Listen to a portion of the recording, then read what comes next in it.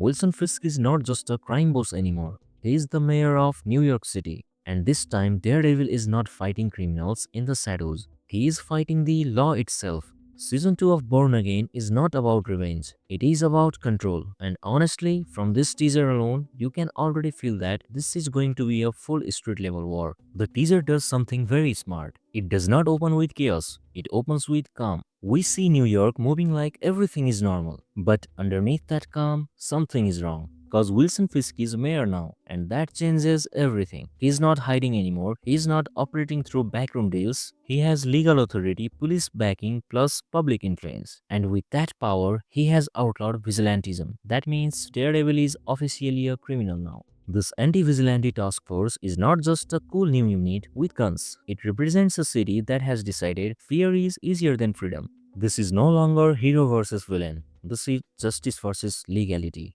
And that is way more dangerous. So, Matt Murdock is not charging into fights anymore. He is thinking, he is planning, and building something underneath the surface. The trailer shows him moving carefully, speaking quietly, almost like a man planning a resistance. And that right there tells you this season is different. Cause Fisk is not just a man you punch, he is a system now. And you can't break a system with one fight. There are hints that Matt is forming an underground network. We see masked figures, we see secret communications, we even see what looks like hijacked broadcasts, almost like pirate signals interrupting official media. This tells us that the resistance is not just physical, it is informational. Fisk controls the city's narrative, Matt is trying to break that control, and that makes this feel less like a superhero show and more like a grounded political war story, which honestly fits Daredevil perfectly. And in the trailer we can see Jessica Jones is back, and she does not look like she came back to play nice. Christine Ritter returning as Jessica is not just a fan service, it changes the power dynamic of this story. Jessica does not follow rules, she does not care about public image, and she definitely does not trust systems of power. If Matt represents faith in justice, Jessica represents anger at injustice. That combination is explosive, and it also opens the door for something bigger. If Jessica is here, then the idea of the defenders returning is no longer impossible. But even if that does not happen, her presence tells us something important. Matt knows he cannot win this war alone. The teaser also shows the return of Bullseye. He is one of the most personal enemies Matt has ever faced. So why does it look like they might be working toward the same goal? There are shots that suggest a reluctant alliance. If Fisk's control becomes too absolute, even his former weapons may turn against him. That tension alone could carry half the season, cause a team up between Daredevil and Bullseye would not be stable, it would be explosive. Then there is Frank Castle.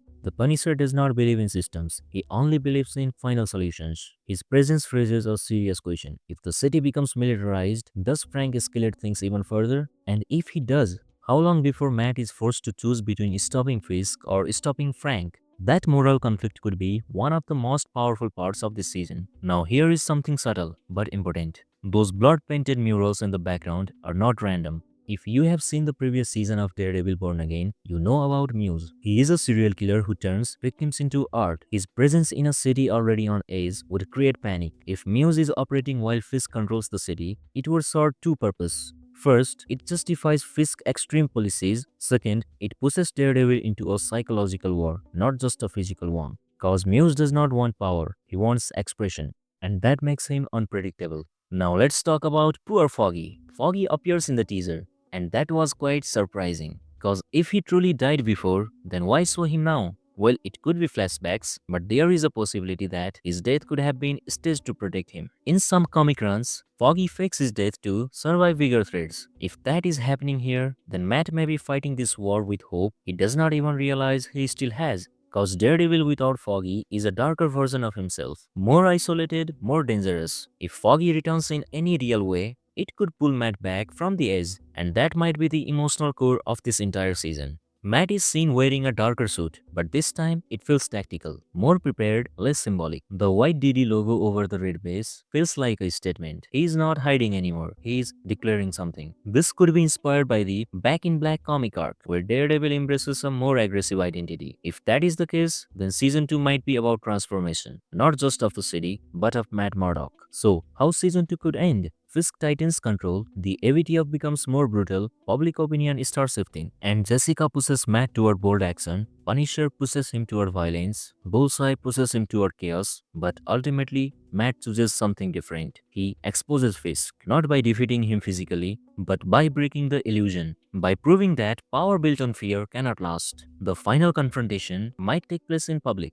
because this time, the battle is not about who hits harder, it is about who controls the soul of the city. New York does not need a devil hiding in the dark. It needs someone who can stand in the light and still fight the darkness. And that might be the real meaning of Born Again.